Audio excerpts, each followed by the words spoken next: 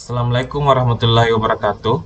Perkenalkan, nama saya Muhammad Noval Faris Salim dengan NIM H0713311031. Nah, pada video kali ini saya akan melakukan sedikit presentasi mengenai materi saya, yaitu transformasi digital dan implementasi dan implikasinya terhadap organisasi. Di sini saya bagi dua materinya, yaitu ada yang bagian pertama seperti di sini, memahami transformasi digital dan implementasinya, dan ada juga yang kedua di sini aspek digital, keuangan dan dalam transformasi digital. Oke, untuk sebelumnya mohon maafkan saya karena saya sempat bermasalah, jadi mungkin slideshow-nya kita tidak bakal bisa pakai slideshow-nya untuk saat ini. Jadi saya akan jelaskan seperti ini. Oke, saya mulai saja. Di sini kita masuk yang pertama dulu. Apa sih itu transformasi digital? Transformasi digital itu adalah proses integrasi teknologi digital dalam seluruh aspek untuk menciptakan suatu proses bisnis, budaya, dan pengalaman untuk agar kita bisa mendapatkan pelanggan yang adaptif dan inovatif. Nah, kenapa di sini ada imbas organisasi? Karena di sini organisasi di sini yang bakal melakukan transformasi ini, mereka yang berhasil melakukan transformasi ini akan menjadi lebih efisien dan responsif, apalagi jika mereka ingin melawan sebuah perubahan pasar. Apalagi kalau sekarang Indonesia itu juga banyak yang jadi banyak berita-berita PHK dan lain-lainnya. Ini transformasi digital adalah salah satu kuncinya untuk menghindari hal itu. Nah, pentingnya transformasi digital di sini semakin meningkat karena tidak hanya perubahan perilaku konsumen, teknologi juga selalu maju setiap harinya. Jadi, presentasi di sini bakal membahas faktor pendorong, identifikasi, kebutuhan rencana, implementasi, infrastruktur, teknologi informasi, arsitektur sistem, serta studi kasus transformasi digital di sektor bukan saja sektor perbankan, tapi yang bisa menjadi transformasi digital. Nah, kita masuk dulu. Ada dua hal yang harus dibahas di sini. Pertama, ada dimensi utama di sini. Dimensi utamanya adalah proses bisnis. Biasanya itu digitalisasi itu kita gunakan untuk efisiensi dan otomatis. Juga untuk model bisnis, mungkin inovasinya berbasis teknologi, pengalaman pelanggan, bagaimana pelanggan Anda mendapatkan pelayanan dalam bisnis Anda. Nah, di situ bakal meningkatkan keterlibatan dan kepuasannya mereka. Karena bagaimana? Seperti contohnya sistem antrian. Dulunya orang harus mengantri banyak-banyak, tapi sekarang mereka bisa pesan lewat aplikasi, bukan? Dan jadi mereka tinggal tunggu waktu jadinya dari rumah, dan setelah makanan mereka mau jadi, mereka tinggal datang, atau mereka juga bahkan bisa pesan seperti sistem Gojek dan lain-lain. Sistem ojek online gitu, di mana ojek online itu tersendiri yang membawakan mereka makanan mereka ke rumahnya. Nah, ada juga di sini budaya organisasi yang di sini kita harus berpikir adaptasi dan pola pikir cara kerja mereka. Dan of course, komponen utama di sini adalah ada AI, cloud, IoT, big data, dan tentunya SDM-nya harus memiliki kompetensi dan kesiapan. Kepemimpinannya juga harus memiliki visi yang strategis. Infrastrukturnya apalagi, kita juga harus punya dukungan sistem dan perangkat. Nah, ada beberapa faktor pendorong transformasi digital semuanya. Nah, yang harus kita lihat itu pertama ada perubahan perilaku konsumen, di mana konsumen semakin beralih ke digital itu dalam berinteraksi dan bertransaksi. Ada juga kemajuan teknologi, di mana perkembangan teknologi itu menjadi informasi dan komunikasi itu yang berkembang sangat pesat, sehingga mendorong kita untuk melakukan adopsi digital. Seperti contohnya, kita sudah tidak melihat orang yang sewa kaset kan akhir-akhir ini. Sekarang itu agak susah karena sekarang kaset bisa didapatkan secara digital. Yang ada sekarang sistem subscription seperti Netflix, Spotify, di mana daripada menyewa kaset itu tersendiri, kita menyewa platform yang menyiapkan segala macam bentuk digital dari itu agar kita nonton dan kita akses dalam waktu terbatas. Jadi itu yang sekarang menjadi adopsi digital, teman-teman. Ada juga tekanan kompetitif dan disrupsi. Persaingan dan gangguan industri itu memaksa organisasi berinovasi. Di mana seperti begini. Dulunya kita tidak melihat kepentingannya, di mana kita perlu mobil yang bisa berjalan sendiri. Namun seiring waktu, semua perusahaan-perusahaan berbasis EV atau electronic vehicle itu berlomba-lomba untuk memasangkan sistem pengemudi otomatis di mobil-mobil yang buatan mereka. Mengapa? Karena ada tekanan kompetitif dan disrupsi. Sekarang mobil-mobil seperti itu terlihat jauh lebih menarik di pangsa pasar dibandingkan mobil-mobil pada umumnya, dan itu agak memaksa mereka. Kita juga bisa lihat mobil-mobil listrik dan lain-lain, itu juga semakin jauh lebih menarik di beberapa pasar daripada menggunakan kendaraan bermotor yang memakai bensin. Ada juga efisiensi dan regulasi. Karena ada efisiensi operasional, penghematan biaya, serta regulasi, pemerintah itu harus mempercepat transformasi. Kita bisa lihat salah satunya itu mungkin di sistem efisiensi yang dilakukan oleh negara kita ini, negara Indonesia. Tapi sayangnya itu mesti ada kurang kajian di situ. MDG juga bisa masuk sih secara teknis, dan apalagi yang kemarinnya yang mungkin banyak orang familiar, pandemi COVID-19. Nah, kondisi darurat mempercepat adopsi teknologi digital di berbagai sektor. Misalnya, game-game yang berbasis open world RPG jauh lebih banyak laku karena orang-orang itu longing for kegiatan-kegiatan seperti di luar seperti itu. Makanya ada beberapa hal yang menjadi laku seperti hal itu, dan juga penjualan kemarin juga memaksa orang banyak menjual secara online. Karena apa? Karena kita tidak bisa saling ketemu dikarenakan pandemi COVID-19 itu banyak mempersulit orang-orang, dan oleh karena itu sistem transformasi digital itu membantu mereka di saat ini. Nah, kita harus sedisi tahu kapan sih orang itu butuh transformasi digital. Jadi di situ kita harus identifikasi kebutuhan transformasi digitalnya tersebut. Pertama, kita harus evaluasi dulu proses bisnisnya. Apakah prosesnya itu masih manual kah, lambat, atau mahal untuk digitalisasi? Lalu yang kedua, kita harus petakan sistem dan teknologinya. Kita harus menginventarisasi itu sistem yang ada untuk kesiapan teknologi itu tersendiri. Lalu kita analisis, kita identifikasi kekuatannya, kelemahannya, peluangnya, dan ancamannya jika kita digitalisasi. Bisa saja nanti kita buat digitalisasinya, tapi ternyata ada peluangnya, seperti misalnya ternyata sistem pembayarannya buruk, sehingga itu malah bisa membahayakan bisnis kita daripada menguntungkannya.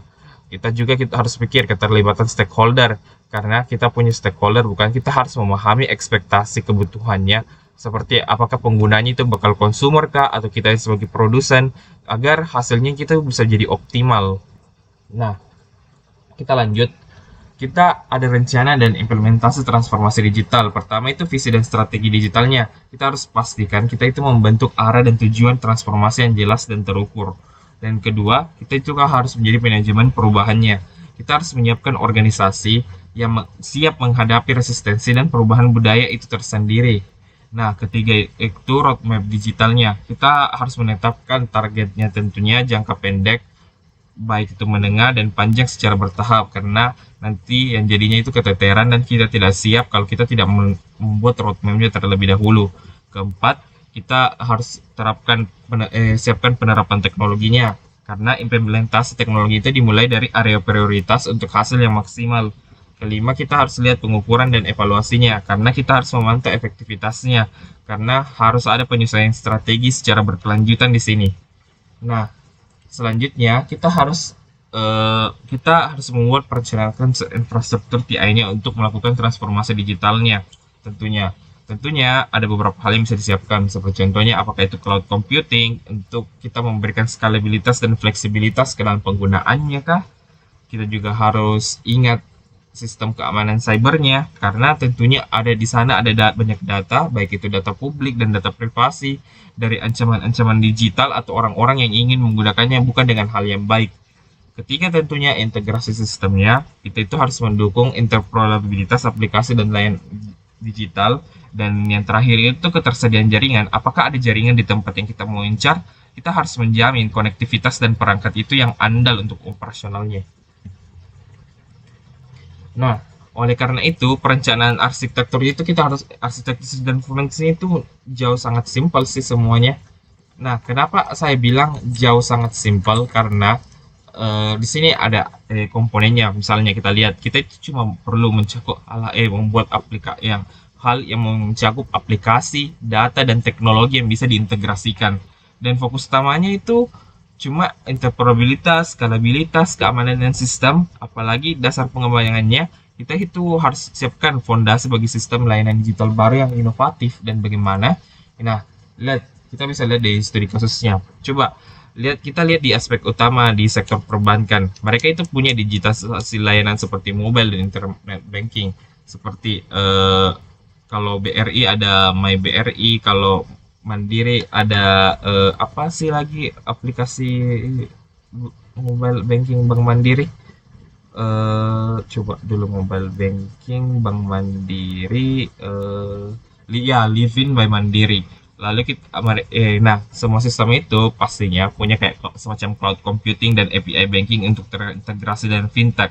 Jadi mereka punya sistem backend yang sudah melempar itu ke aplikasi-aplikasi tersebut. Mereka juga pastinya punya keamanan cyber dan kebutuhan regulasi, di mana nantinya mereka punya aplikasi tapi tentunya aman untuk digunakan bagi pengguna-penggunanya.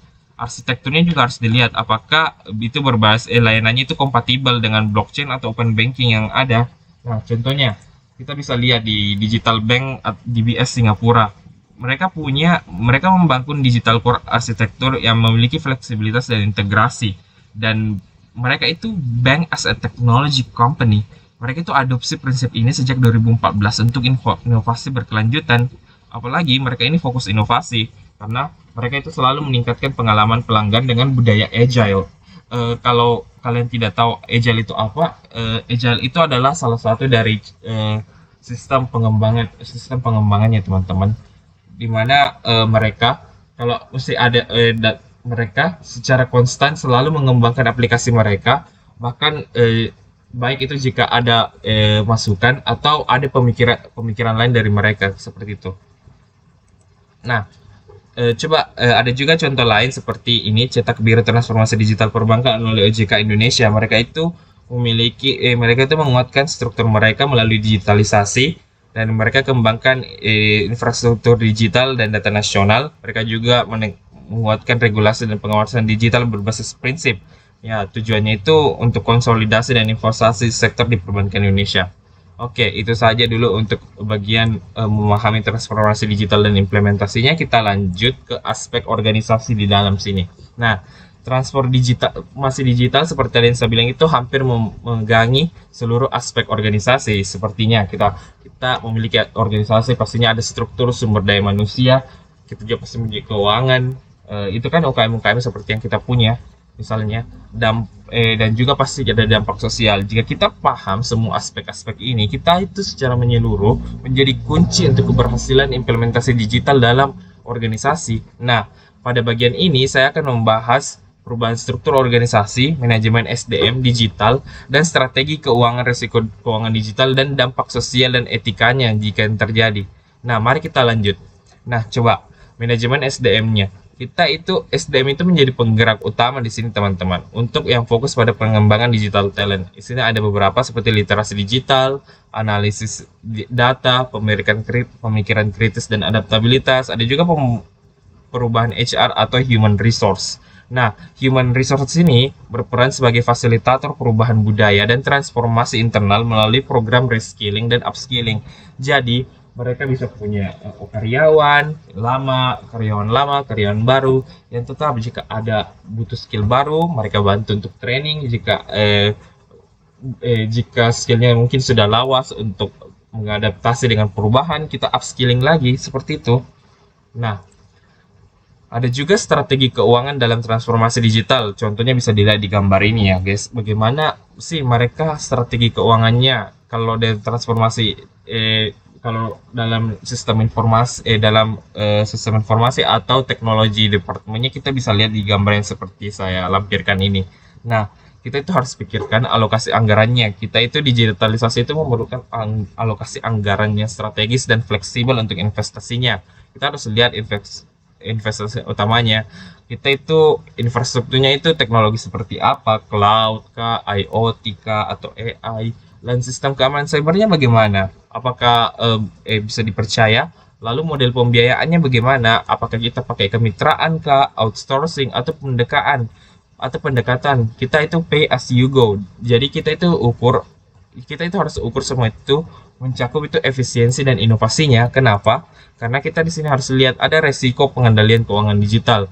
Bayangkan kita punya resiko setiap kali membuat sistem transformasi digital, kita bisa kena serangan cyber atau cyber attack. Indonesia sering sekali kena ini. Sistem IT kita juga kita gagal, atau bisa juga ada penipuan secara digital.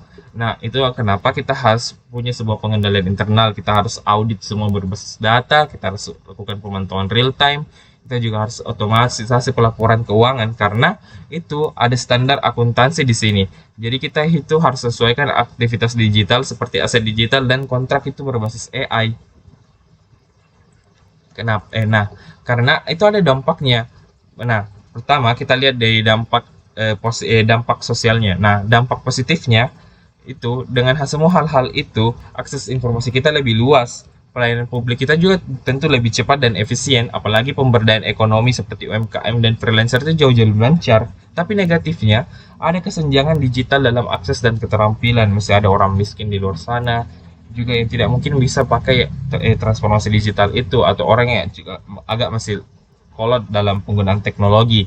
Ada juga masalah isu privasi dan pengawasan digital. Kita tidak bisa percaya sekarang sebenarnya banyak platform karena kita tidak tahu apakah itu bisa dilihat dari pihak ketiga atau tidak. Lalu ada juga kebijakan inklusif. Kita pastinya perlu kebijakan agar semua kelompok masyarakat itu dapat mendapatkan manfaat transformasi digital, bukan buruknya. Nah, karena itu ada etikanya. Pertama, isu etis utama itu privasi dan perlindungan data pribadi, transparansi algoritma dan AI. Kita harus lihat apakah algoritma macam apa yang mereka pakai di sini, apakah itu tidak membahayakan kita. Dan selanjutnya kita juga harus memiliki etika untuk penggunaan big data dan biometriknya, apakah itu tidak membahayakan atau tidak, karena sekarang bahkan wajah dan scan retina mata itu bisa menjadi data pribadi.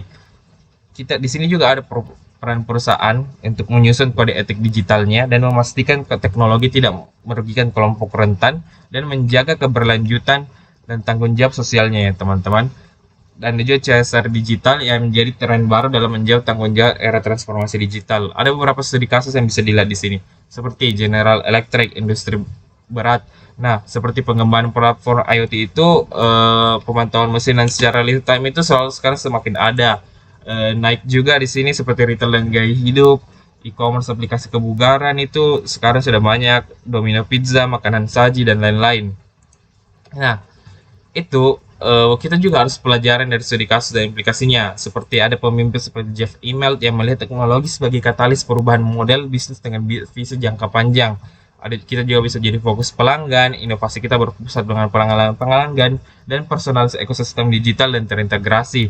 Ada juga perubahan budaya dan SDM-nya, karena manajemen perubahan budaya itu sangat penting, dan pendekatan bertahap dan kemitraan. Nah, kesimpulannya dan langkah selanjutnya kita harus transformasi digital. Kita perlukan perubahan menyeluruh pada organisasi keuangan dan sosial dan fokus pada SDM dan budaya inovatif. Kita juga harus lihat manajemen risiko dan etikanya, karena pengendalian risiko digital dan penerapan etika itu menjadi kunci keberlanjutan transformasi. Kita itu implementasi yang bertahap, kita mulai dari area strategis, evaluasi berkala, lalu kemitraan teknologi untuk hasil yang optimal. Karena langkah selanjutnya kita harus integrasikan ini dan ke dalam strategi organisasi dan persiapkan SDM yang kedepannya untuk menghadapi tantangan digital masa depan. Mungkin itu saja dari saya. Bila ada yang kurang, mohon maaf. Terima kasih telah menyimak. Wassalamualaikum warahmatullahi wabarakatuh.